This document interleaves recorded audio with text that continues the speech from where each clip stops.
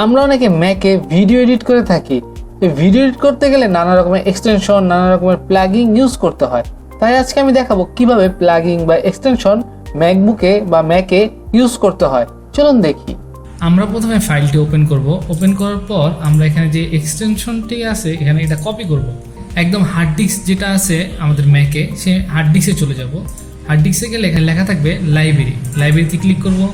দেন এখানে লেখা থাকবে অ্যাপ্লিকেশন সাপোর্ট, এখানে ক্লিক করব। দেন আমরা অ্যাডোবিতে যাব। অ্যাডোবিতে গিয়ে এখানে লেখা আছে সিইপি, এখানে ক্লিক করব। ক্লিক করার পর এখানে লেখা আছে এক্সটেনশন, এখানে ক্লিক করব। দেন আমরা এখানে যে কপি করা ছিল সেটা পেস্ট করে দেব। পেস্ট করার পর আমরা অ্যাপ্লিকেশনটি ওপেন করব, মানে আমাদের সফটওয়্যারটি ওপেন করব।